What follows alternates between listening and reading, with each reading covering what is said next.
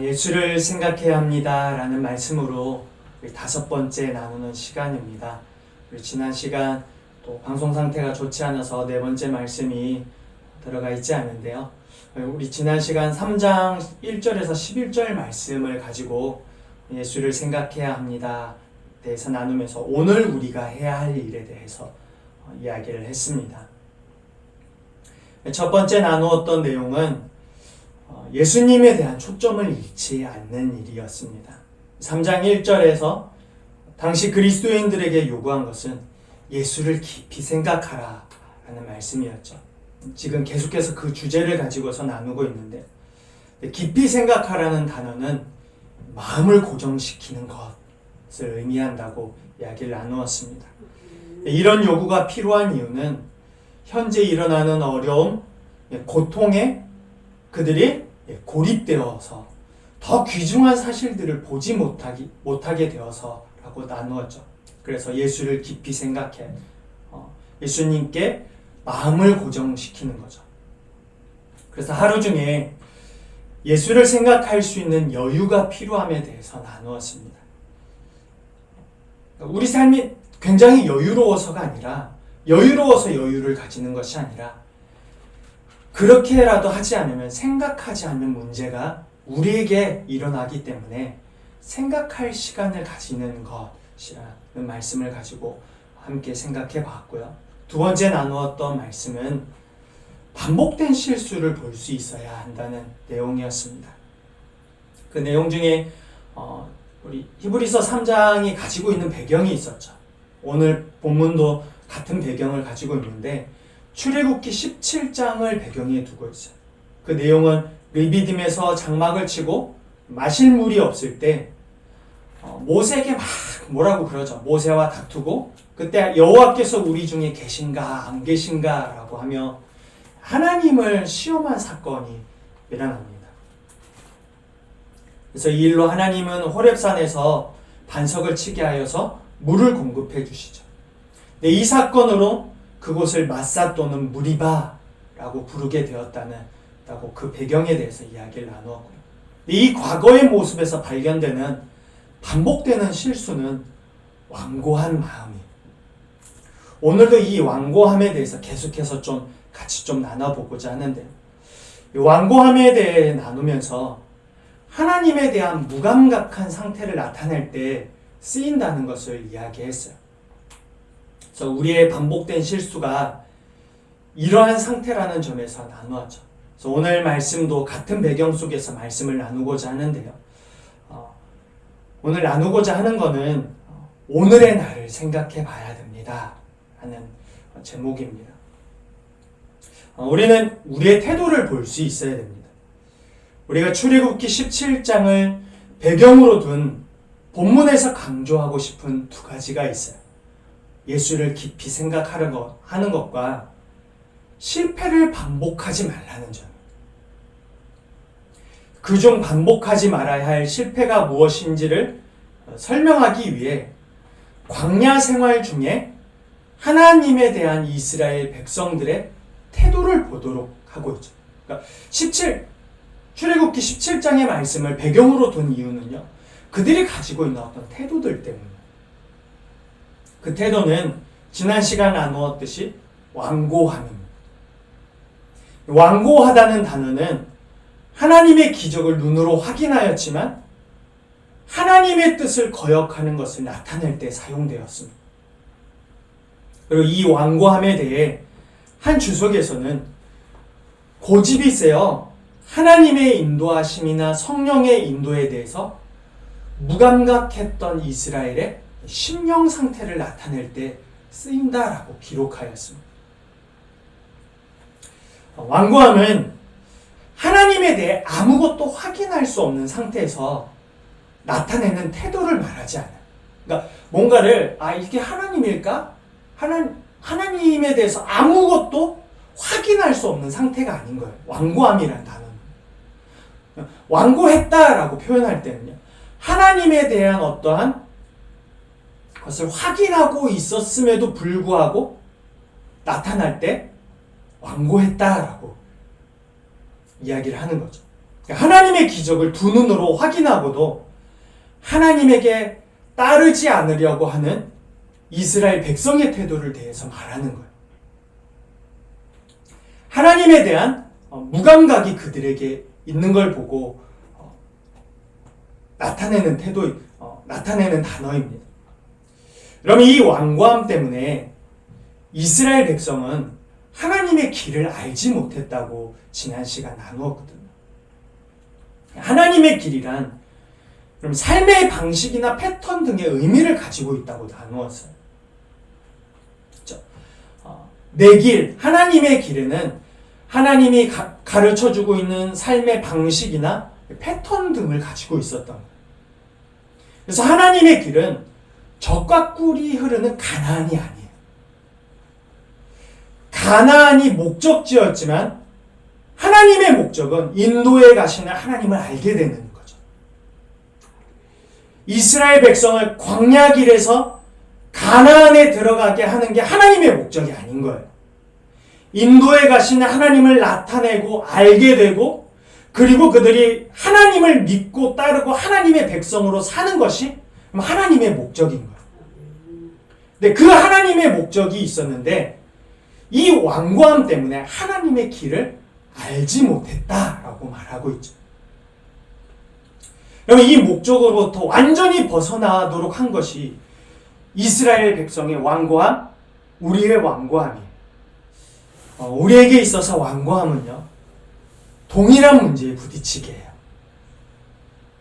출애굽 당시의 사람들이나 히브리서 당시의 사람들이나 현대의 우리들이나 다르지 않습니다.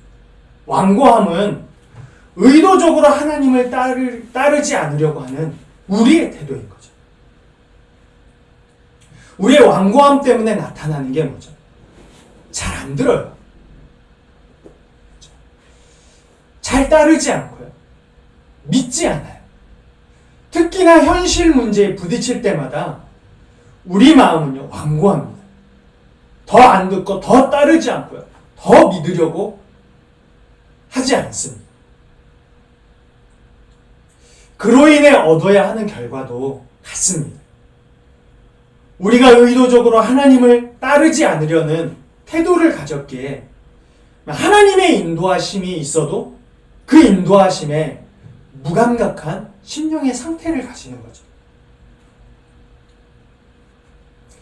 개인적으로 하나님의 인도함에 무감각한 심령의 상태라는 이 글이요, 굉장히 와닿습니다. 하나님의 인도하심에 대해서 생각하는 사람들이라면 이 말이 어떤 의미를 던져주는지 생각할 필요가 있는 것 같아요. 하나님의 인도에 무감각해진 나라는 차원에서의 생각입니다. 출애굽기를 보면 하나님은 항상 이스라엘 백성을 인도하시고자 했어요. 어떨 때도 인도하시고자 했죠. 그들의 불평과 불만과 원망 속에서도 이스라엘 백성을 인도해 가시고자 했어요. 그 하나님의 마음을 오늘 본문에 40년 동안 누구에게 노하셨느냐라는 그 질문에 고스란히 녹아져 있습니다. 그러니까 1, 2년이 아니라 40년 동안 누구에게 노하셨느냐라고 말하고 있는 거예요. 출애굽기 1세대 사람들은 비록 가나안에 들어가지 못하였지만 끝없이 인도해 가시려는 하나님이 계셨어요. 왜 노하셨을까를 생각해 보면요, 인도 가운데로 들어서도록 하시려는 하나님의 계획을 대놓고 무시하고 따르지 않고 믿지 않는 이스라엘 백성 때문인 거예요. 이런 생각을 할까요? 단순히 명령 불복종에 대해서 노하신 걸까? 그렇지 않다고 생각해요. 듣지 않고 따르지 않고 완고함을 가진 이스라엘 백성을 인도에 가시고자 하는 하나님의 마음 때문에 노하신 거예요. 그러니까 단순하게 명령 불복종에 대해서 노하신 게 아니에요. 좀 걸어가자, 내가 너를 인도할게 라고 계속 말씀하시는데 그것에 대해서 완고한 마음을 가지고 있는 이스라엘 백성 때문에 노하신 거예요. 그러니까 하나님의 마음, 그 답답한 마음, 그 심정이 그 노아심 속에 녹아져 있는 거죠. 하나님 편에서 참 답답하셨을 거예요. 저라면요, 한 1, 2년 하다가 버렸을 거예요. 근데 하나님이요, 40년 동안 버리지 않으셨어요. 하나님의 인도에 무감각해진 상태에 있는 그들을 버리지 못하신 거죠. 그럼 하나님을 버린 쪽은 언제나 이스라엘 백성이었습니다. 우리는 매번 신앙의 문제를 가지고 현실에 대한 이야기를 합니다. 나에게 문제가 있는 게 아니라 현실 탓을 해요. 내 신앙은 오늘 현실 때문에 이렇게 됐다고 얘기를 해요. 근데 이것은 나의 불신앙을 정당화시키려는 우리의 태도인 거예요. 마치 내가 불신앙을 가지게 된 모든 이유가 거기에 있다는 거예요. 나에게 있는 게 아니라 나의 현실에 있고 저 사람에게 있고 어떠한 상황에 있다는 거예요. 그러니까 내게 있는 이 불신앙이 정당하다는 것을 정당화시키려는 우리의 태도인 거예요. 하나님을 믿지 않으려는 태도, 하나님을 따르지 않으려는 나의 태도를 정당화시키려고 그렇게 계속 시도하는 거죠. 하지만 의인은 믿음으로 산다는 말씀처럼 우리가 그리스도인으로서의 삶을 사는 문제는요, 태도의 문제인 거예요. 그리스도인으로서 사는 삶은요, 우리 태도의 문제인 거예요. 태도가 수정되지 않으면요, 그리스도인이 되었다고 해서 그리스도인으로서의 삶이 반드시 이루어지는 건 아니에요. 내가 예수님을 믿었다고 해서 정말 그리스도인으로서 잘 믿고 잘 사는 건 아니에요. 거기에는 태도가 수정되어야 하고 기본적으로 주님 앞에서 계속 살아야 되는 게 있는 거죠.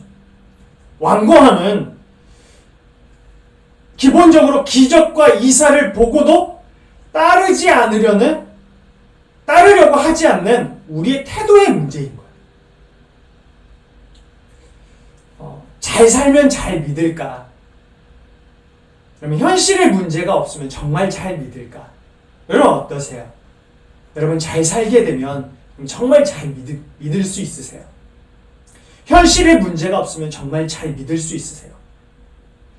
정말 그리스도인으로서 살 수 있을까? 저는 그렇지 않다고 생각합니다. 오히려 잘 믿다가도 편안해지니까요, 더 믿지 않는 경우들을 자주 보게 돼요. 주변을 통해서도 보고요, 저를 통해서도 봐요.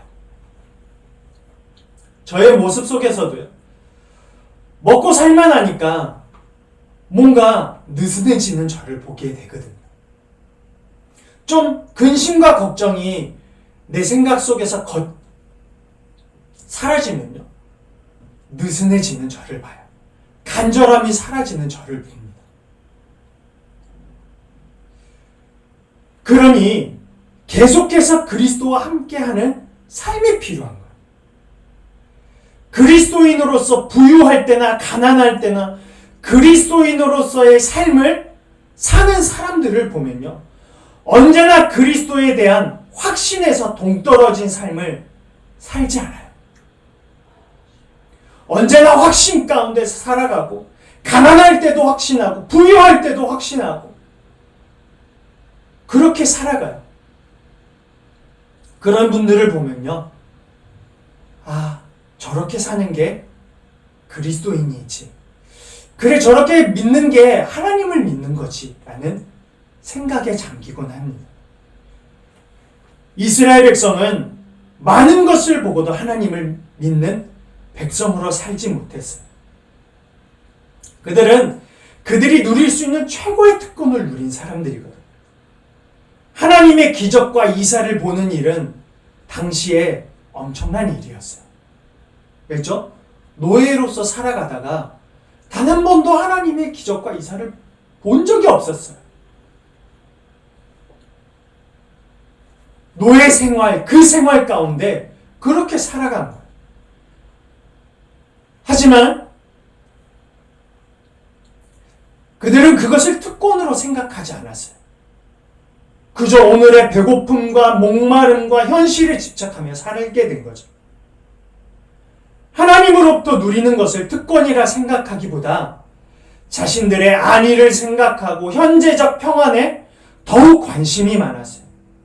아무리 많은 것을 보고 많은 것을 누리고 평안하여도 계속해서 그리스도와 함께하는 삶을 살지 않으면요, 그리스도인으로서 살 수 없는 거예요. 우리가 생각해야 할 문제는요, 현실의 문제로 인한 나의 신앙생활이 아니에요. 내가 아주 오래전부터 완고했다는 거죠. 예수님을 생각해야 합니다라는 말씀을 나누면서 우리가 오늘의 나를 생각해야 되는데요. 그거는 내가 아주 오래전부터 완고했다는 점이에요. 아주 가끔 완고한 게 아니라 아주 오래전부터 자주 완고했다는 점이에요.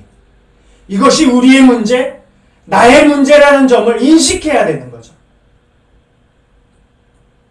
하나님의 뜻을 구하여도 그 뜻을 알 수 없었던 이유는요, 완고함 때문이었어요. 하나님의 인도하심에 무감각해진 이유도 완고함 때문이었다는 것을 우리가 알아야 되는 거예요. 그러니 하나님께 도움을 요청하고 현실의 문제를 인도해 달라는 건 그리 시급한 문제이지 않아요. 내게 있는 완고함에 대해서 생각하고 하나님께 엎드릴 수 있는 태도를 가지는 것이 더욱 시급한 문제죠. 내게 있는 이 태도가 바뀌지 않으면요, 하나님의 인도를 구하여도 인도를 받을 수가 없는 거예요. 완고하다는 그 말 뜻이 하나님이 인도하시고자 하는데도 무감각해진 심령의 상태를 나타내고 있기 때문인 거예요. 하나님의 인도를 받는 게 시급합니까? 아니면 우리의 완고한 이 태도를 가진 우리의 태도를 바꾸는 게 시급한 문제입니까? 그래서 우리를 살펴봐야 되죠. 우리의 믿음은 포장되어 있을 때가 많아요. 믿음을 포장하여 보여주고 싶어하는 우리의 어리석음이에요. 포장하여 보여주면 대단해 보이고요, 사람들의 주목을 받는다고 생각해요. 하지만 그 포장된 모습은 현실에서 증명이 되어버리죠. 나의 모습이 진짜인지 가짜인지 드러나게 되어 있어요. 현실 속에 있다 보면 내가 말한 모든 것이 나의 믿음이 아니었구나라는 사실이 드러나게 돼요. 저도 목회자라서 무언가를 가르치고 말해요. 수없이 말하고 수없이 가르쳐요. 잘하고 있어서 하는 게 아니에요. 그걸 저도 알아요. 그렇게 말하면서 살다가 어느 순간 다른 사람들에게 했던 말이 나의 믿음이 아니었구나라는 사실을 저도 마주하게 돼요. 그러면요, 제 마음도 괴롭고 한숨 쉬고 하나님 앞에서 죄송스러워서 고개를 떨구게 돼요. 왜냐하면 내가 그것이 내 믿음이 아니었구나라는 사실을 그때 봐서예요. 우리가 현실에서 마주하게 되는 모습에 고개를 떨구는 이유는요, 믿지 못했고 그 말씀을 말씀으로 듣지 않았다는 이유예요. 믿는다고 말했지만 그 믿음이 가짜로 보이고 믿음으로 산 것이 아니라 불신앙이었다는 것을 알게 되면서요, 고개를 떨구는 거예요. 본문 12절에 믿지 아니하는 악한 마음은요, 불신앙을 이야기하는 말이에요. 성경이 말하는 불신앙은 증거가 없는 상태에서 이루어지는 게 아니에요. 불신앙이라고 말했을 때는요, 언제나 증거가 있는데 믿지 않는 걸 말하는 거예요. 그걸 불신앙이라고 말하는 거예요. 근데 이 믿지 아니하는 악한 마음과 함께 작용되는 게 13절의 죄의 유혹이라는 단어예요. 이러면 유혹이라는 뜻을 가진 단어는 성경에서 아파테라는 단어입니다. 이 아파테라는 단어는 무지로 출발하지 않고 정욕과 탐욕에 의해 시도된다는 의미를 가지고 있어요. 그러니까 뭐예요? 죄의 유혹이라는 게 아무것도 모르는 게 아니라 이것이 죄라는 것도 알고 아니라는 것도 알고 하나님도 아는데 나의 정욕과 탐욕에 의해서 시도된다는 거예요. 그러니까 이 두 가지 단어를 합쳐서 생각해 보면요. 불신앙은 아무것도 몰라서 나타나는 것이 아니라 정욕과 탐욕에 의해 그 불신앙이 시도된다는 거예요. 그것에 유혹되어진다는 거예요. 그것도 그날 시도됩니다. 13절의 말씀을 표준 세번역으로 읽으면 이래요. 그날 서로 권면하여 아무도 죄의 유혹에 빠져 완고하게 되지 않도록 하십시오라고요. 뭐라고 권면하고 있죠? 가끔이 아니에요. 그날 서로 권면하요. 그렇다는 건 이것이 시도 때도 없이 우리에게 시도된다는 거예요.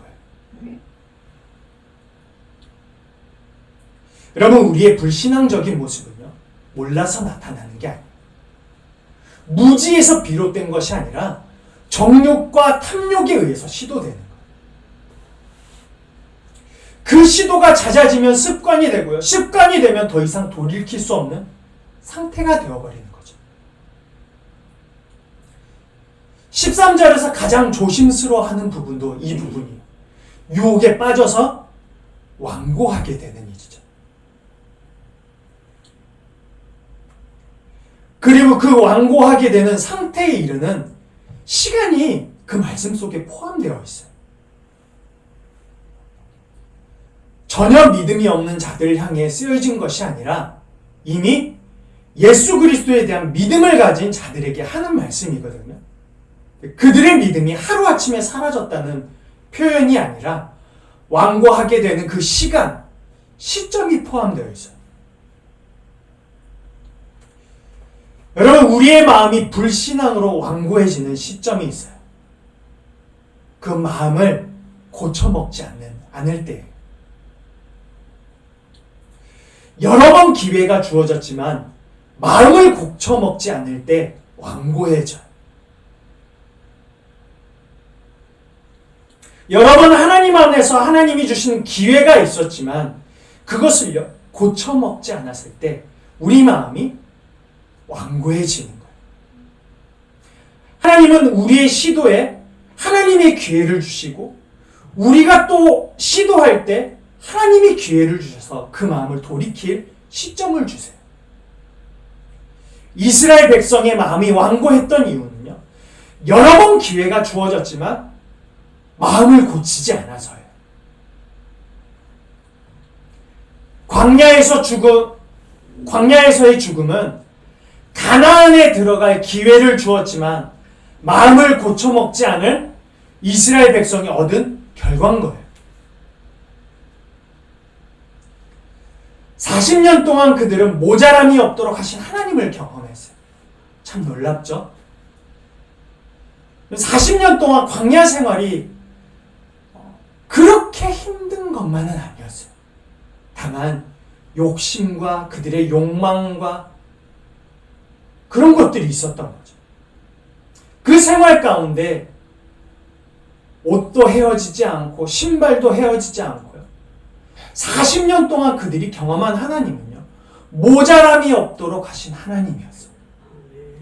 분명한 건 풍족하진 않았어요. 그들이 원하는 그 모든 것을 얻진 못했어요.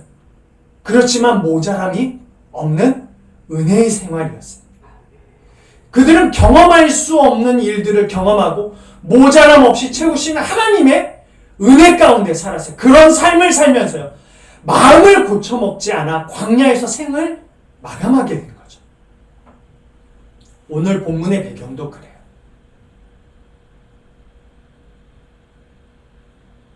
그들이 핍박 가운데 있고 어려움 가운데 있었죠. 그렇지만 하나님이 주시는 기회, 하나님이 그들에게 부어주시는 건, 처음부터 부어주셨던 건요, 모자람이 없는 은혜였어요. 근데 그것이 자신들의 어떤 상황 속에서 욕망과 욕심에 의해서 계속 시도되어지는 거예요. 하나님을 몰라서가 아니에요. 하나님도 알고 이것이 잘못되었다는 것도 알아요. 근데 시도하는 거예요.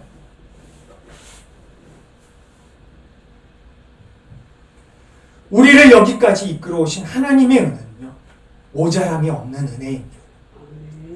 때때마다 하나님을 경험하도록 하신 은혜입니다. 그 은혜 앞에서 우리의 불신앙적인 태도를 고치지 않으면요, 누구라도 완고한 상태가 될 수밖에 없는 거예요. 누구라도 완고한 마음을 가질 수밖에 없는 거죠. 우리의 삶은 틀에 박힌 생활에서 벗어나지 못해요. 그것이 우리의 현실이기에 그래요. 먹고 살아야 되죠. 회사 가야 되고 돈 벌어서 와야 돼요. 야근해야 되고요. 뭔가를 열심히 살아야 돼요. 현실을 산다는 게 언제나 틀에 박힌 삶이에요. 근데 그 틀에 박힌 삶을 위해 살다 보니까 그 삶에서 잘 벗어나지 못해요. 에너지를 거기에다 쏟아붓는 거죠. 우리 삶은 틀에 박힌 삶이지만 그래도 모자람이 없는 은혜를 주신 이를 생각하며 사는 거예요. 모자람 없는 은혜 주신 분을 생각하고 감사하고 그분으로부터 새롭게 살아갈 의미를 발견하면서 살게 되는 거예요. 모자람 없는 은혜를 부으시는 그분을 생각하지 못하니 그럼 과거로 자꾸 돌아가고 싶은 거예요. 동경하는 거죠. 그때가 좋았다고 생각해요. 어리석었던 모습을 보지 못하는 거죠. 불신앙의 유혹은 그런 거예요. 과거로 돌아가라고 내 마음을 부추기고요. 기회가 있을 때 마음을 고쳐먹는 것이 아니라 불신앙적인 태도로 사는 삶을 과대포장해요. 그래서 우리를 속이는 거예요.